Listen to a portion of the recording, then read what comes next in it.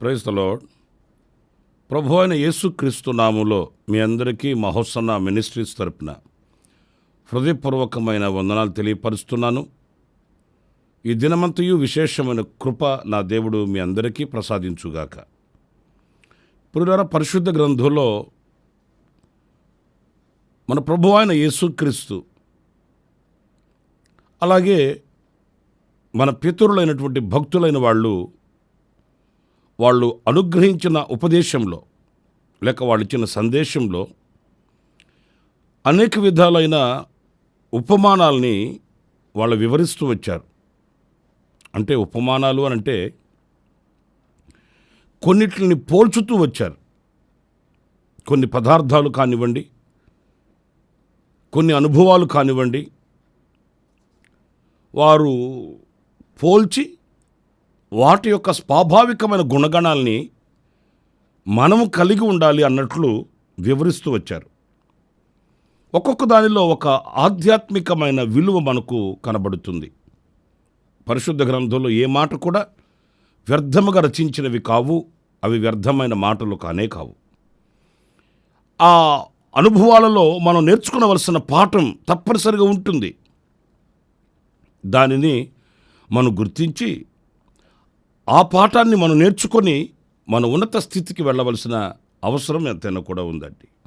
ప్రాముఖ్యంగా మొదటిగా మనం పరిశుద్ధ గ్రంథంలో గమనిస్తే ఉప్పును గూర్చి మనం చాలాసార్లు చదువుతూ ఉంటాము.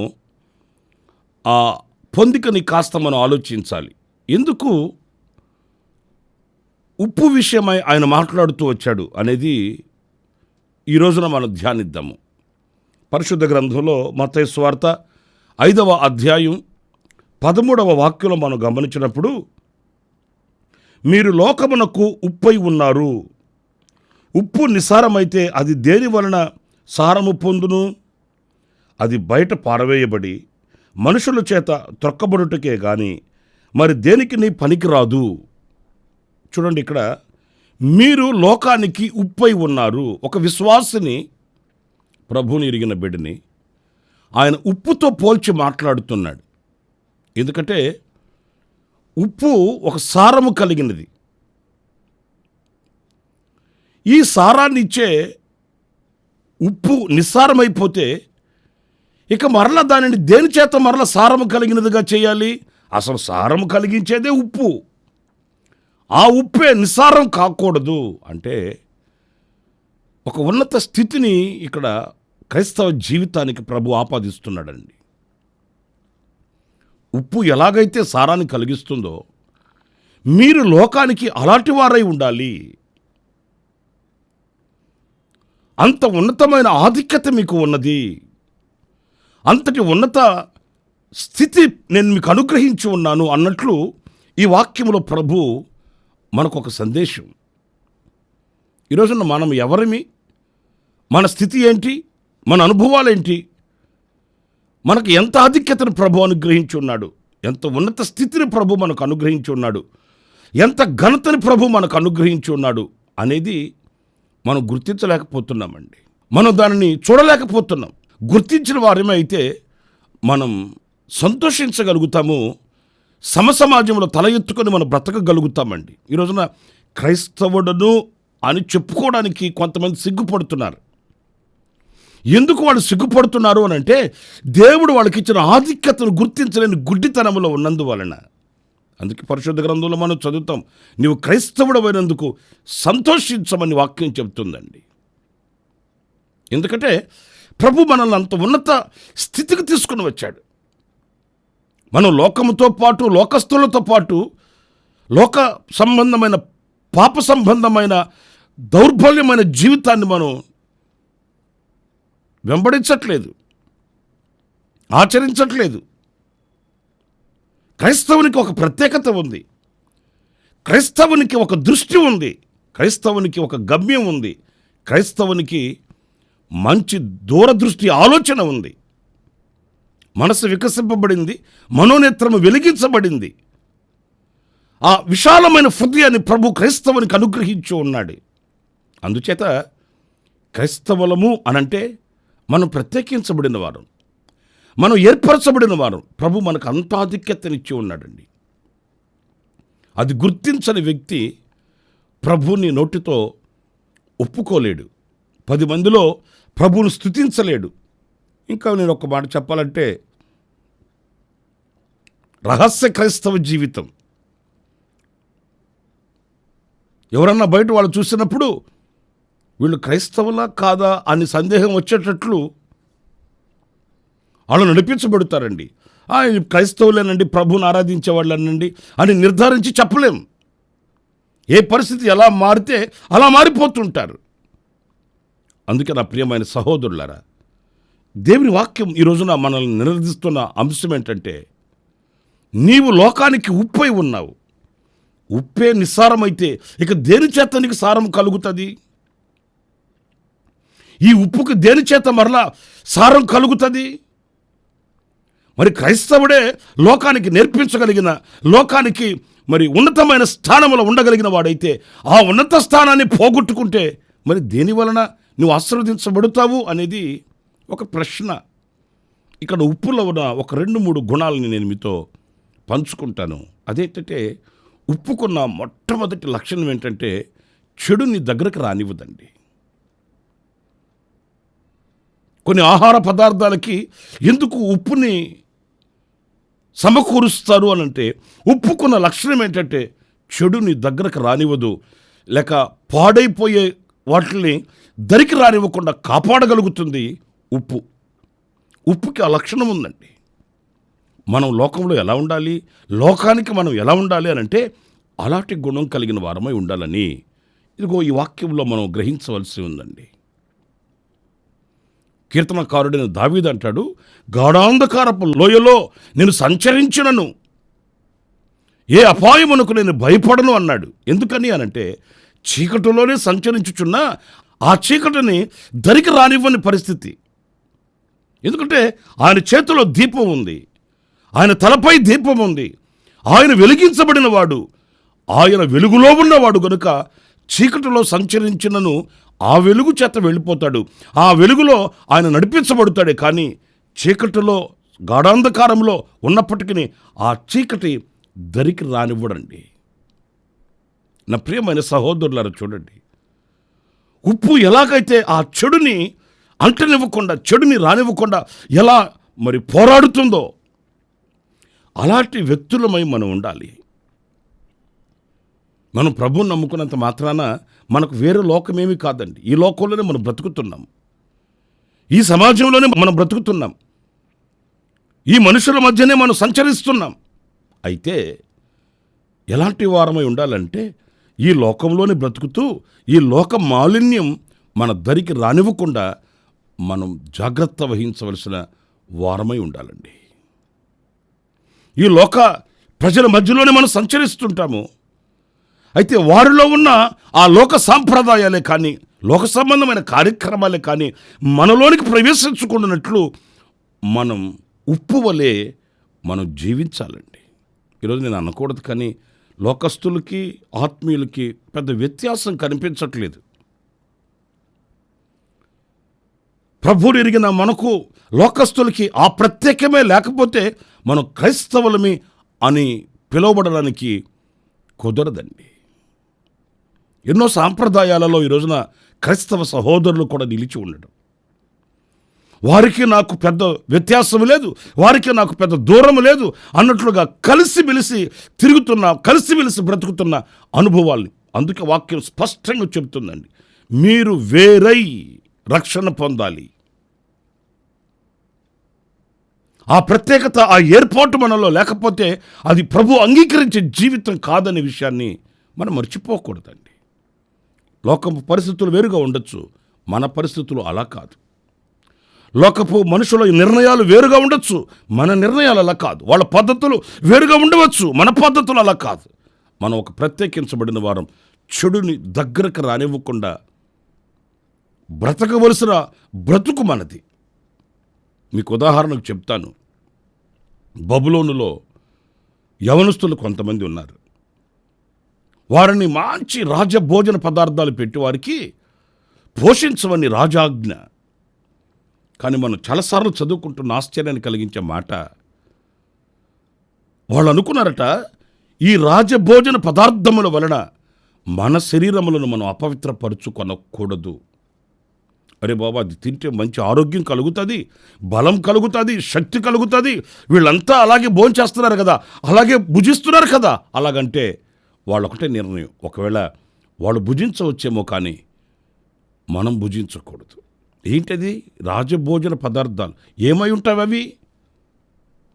ఆ రాజభోజన పదార్థాలు ఏమై ఉంటాయి అనంటే మత్తెక్కించే పదార్థాలే కానివ్వండి, వాళ్ళ శరీరాల్ని సుఖపరిచే ఆహార పదార్థాలే కానివ్వండి, అవి ఏవి వారు దగ్గరికి రానివ్వలేదండి.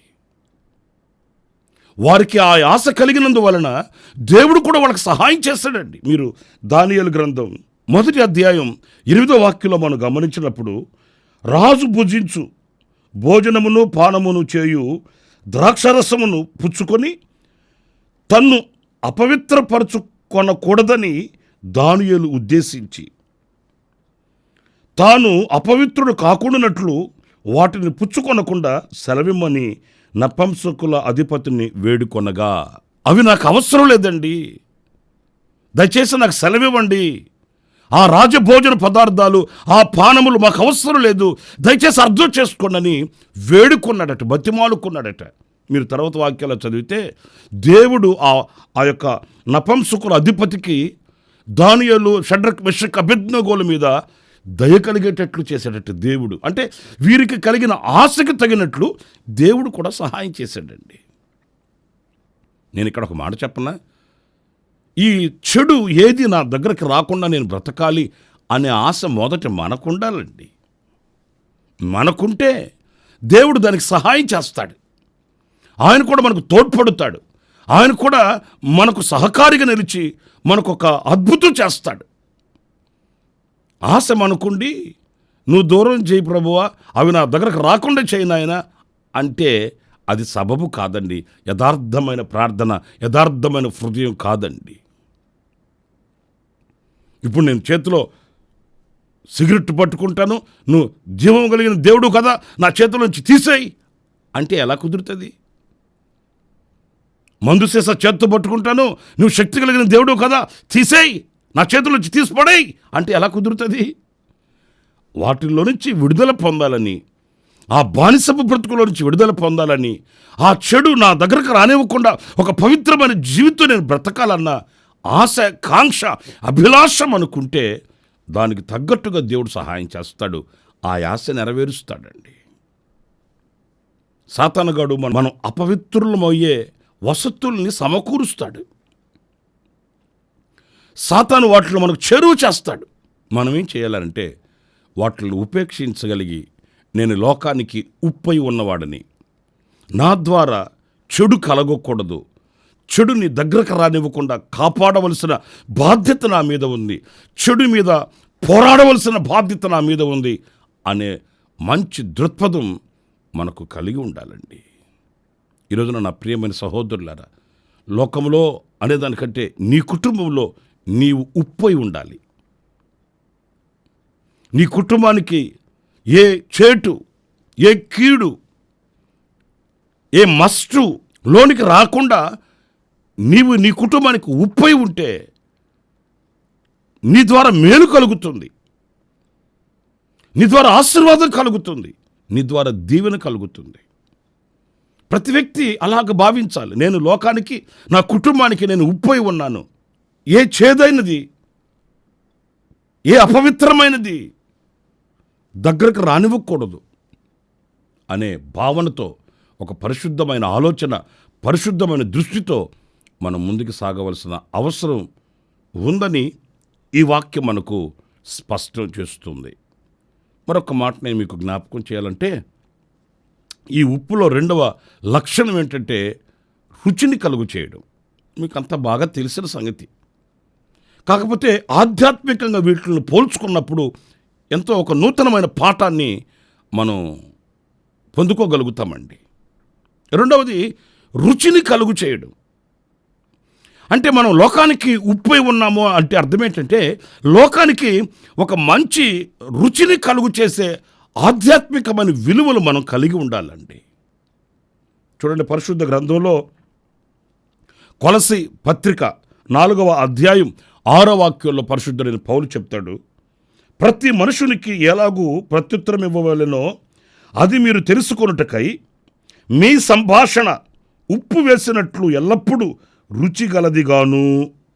చూసారండి, ఉప్పు వేసినట్లు రుచిగలదిగాను కృపాసహితముగాను ఉండనీయుడి. పిల్లలు చూడండి, మన సంభాషణ, మనం ఎవరికైనా ఒక మాట చెప్పినా, ఒక ఆలోచన చెప్పినా, దైవ సందేశమే ఇచ్చినా, ఒక సాక్ష్యమే చెప్పినా, ఏది చేసినప్పటికీ కూడా అది ఎలా ఉండాలి అనంటే ఉప్పు వేసినట్లుగా రుచిగా ఉండాలట. అంటే మనం చెప్పే మాట, మనం ఇచ్చిన సందేశం ఎదుటివానికి అది రుచికరమైనదిగా, సంతోషకరమైనదిగా, ఉపయోగకరమైనదిగా ఉండాలంటండి. ఆహార పదార్థాలు మనం సిద్ధం చేసుకుంటుంటాము. ఎంత విలువైనదైనప్పటికీ కూడా అందులో రుచి లేదనుకోండి, దానికి విలువ ఉండదండి. ఈ రోజున మన నోటికి ఏది వస్తే అది మాట్లాడడం కాదు, ఏది చెప్పదలిస్తే అది చెప్పుకోవడం కాదు, ఏది అందించాలనో అది అందించడం కాదు, కానీ నేను ఉప్పు వేసినట్లుగా నా సంభాషణ ఉండాలి అని ఆ మాటని, ఆ సంభాషణని మార్చుకోవడం. నా ప్రియమైన దేవుని బిడ్డలారా, ఈ రోజున కొంతమందిని బట్టి అనేకులు తప్పుదారి పట్టే అవకాశాలు ఉంటున్నాయండి. ఈ 4-5 మంది మాట్లాడే మాట కానివ్వండి, వాళ్ళు ఇచ్చే సందేశం కానివ్వండి, వాళ్ళ సంభాషణ కానివ్వండి, వేల మందిని మరి తప్పుదారి పట్టించేటట్లుగా వారి సంభాషణలు ఉంటున్నాయండి. ఎవరి మీదో మనం నెపం ఎంచేదానికంటే కూడా మనకై మనం మన సంభాషణని ఉప్పు వేసినట్లుగాను, యేసుక్రీస్తు ఆయన కొండ మీద కూర్చున్నప్పుడు ఆయనకి ఇష్టమైన వాళ్ళు వచ్చారు. ఆయన బోధిస్తూ ఉంటే ప్రియులారా, మరి వేల మంది వాళ్ళు ఆహారం తినడం మానేశారు, మర్చిపోయారు. ఇంటికి వెళ్ళాలి, గృహాలకు వెళ్ళాలన్న ఆలోచన వాళ్ళ దగ్గర నుంచి దూరం అయిపోయింది. ఇక ఆయన బోధిస్తూ ఉంటే వాళ్ళు అలాగే వింటూ కూర్చుండిపోయారండి. నాకు చాలాసార్లు ఒక ఆశ్చర్యం ఏంటంటే, ఆయన కొండ మీద ప్రసంగంలో, కొండ మీద ఆయన కూర్చొని బోధిస్తున్నప్పుడు ఇంచుమించు 5,000 మంది పురుషులు ఆయన మాటలు వింటూ 3 రోజుల పాటు కూర్చుండిపోయారట. ఇక స్త్రీల సంగతి ఏంటి, పిల్లల సంగతి ఏంటి అంటే, మనం ఇంచుమించుగా లెక్క వేసుకుంటే పురుషులు 5,000 మంది అంటే మరొక 5,000 మంది స్త్రీలు కానివ్వండి, పిల్లలు కానివ్వండి అనుకుంటే ఇంచుమించు 10,000 మంది. ఏమండి, నేను ఒక మాట అంటాను, మరి 10,000 మందికి ఆయన ఒక్కడు చెప్పే మాట ఎలా వినబడింది? ఇప్పట్లా అప్పుడు ఈ సౌండ్ సిస్టమ్ కానివ్వండి, మైక్ సిస్టమ్ కానివ్వండి, ఇవన్నీ ఏమీ లేవు కదా. 10,000 మందికి ఆయన ఒక్కడు చెప్పే మాట ఎలా వినబడింది? వాళ్ళందరూ ఎలా సంతోషించగలిగారు? వాళ్ళందరూ ఆయన మాటను ఎలా ఆలకించగలిగారు అనంటే, ఆయన నోట వచ్చే ఆ మాట కొరకు వాళ్ళు అంత ఆసక్తిగా ఎదురు చూడగలిగారు, అంత శ్రద్ధగా వాళ్ళు చెవిపెట్టి వినగలిగారు. గనుక అంటే కనీసం చిన్న పిల్లలు మాట్లాడుకున్న మాటలు కూడా అక్కడ రానివ్వలేదు వాళ్ళు. ఎందుకంటే ఆయన ఒక్కడు, ఆయన ఏమైనా గట్టిగా కేకలేసేవాడంటే కాదు. మరి ఆయన మాట్లాడే మాట అన్ని వేల మందికి ఎలా వినబడింది? వాళ్ళు అంత శ్రద్ధగా చెవిపెట్టి ఆయన నోట వచ్చి ఆ మాటను అంత జాగ్రత్తగా విన్నారండి. ఎందుకు విన్నారంటే, ఆయన మాట ఉప్పు వేసినట్లు రుచికరమైన మాట, జీవితానికి తృప్తినిచ్చే మాట, జీవితానికి సంతోషాన్ని అనుగ్రహించే మాట, జీవితంలో నిరాశ నిస్పృహల మధ్య ఉన్న వారికి ఊరటను కలిగించే మాట ఆ రుచి కలిగిన మాట. అందుచేత వాళ్ళు ఆ మాటలు ఆలకించారు, జీవితాలు మార్చుకున్నారు, మార్పు చెందారు, ఒక నూతనమైన జీవితపు అనుభవాలలో వాళ్ళు సాగి వెళ్ళారండి. ప్రియులారా, ఈరోజు మన యొక్క అనుభవాలు ఎలా ఉండాలి అంటే ఇలా ఉప్పు వేసినట్లుగా రుచికరమైనదిగా, ఎదుటివానికి సంతృప్తిని కలిగించేదిగా, ఎదుటివాని జీవితానికి మంచి మార్గం చూపించేదిగా మన సంభాషణ ఉండాలని, ఉప్పు వేసినట్లుగా మనము రుచికరమైన మాటలు, పరిశుద్ధమైన మాటలు, పవిత్రమైన మాటలు, పరిశుద్ధాత్మతో కూడిన మాటలు మనం సంభాషించాలని వాక్యం చెబుతుంది. అందుకే మనల్ని ఉప్పుతో పోల్చాడు. ఈ రోజున మనం ఉప్పు వలె చెడును దగ్గరకు రానివ్వకుండా ఒక పవిత్రమైన జీవితం కలిగిన వారమై, ఉప్పు వలె రుచికరమైన అనుభవాలు కలిగిన వారమై మనం ముందుకు సాగాలి. అలాంటి కృప దేవుడు మనందరికీ ప్రసాదించుడుగాక. ఆమేన్. తలలు వంచండి, చిన్న ప్రార్థన చేసుకుందాం. మహోన్నతుడా, జీవాధిపతి అయిన ప్రభువా, మీకు వందనాలు చెల్లిస్తున్నాను నాయనా. అనేక ఉపమానాలు మీరు చెప్పారు. ఈనాడు ఉప్పును గురించి ధ్యానిస్తూ వచ్చాము. ఉప్పు వలె మేము ఒక పరిశుద్ధమైనటువంటి జీవితం కలిగిన వారమై ఉండుటకు, సారము కలిగిన వ్యక్తులుగా మేము బ్రతుకుటకు, ఆ రీతిగానే మా సంభాషణ రుచికరమైనదిగా ఉండుటకు నైనా మేము నిర్ణయం తీసుకుంటున్నాము. మీ వాక్యాలతో మేము సరిపోల్చుకుంటున్నాము.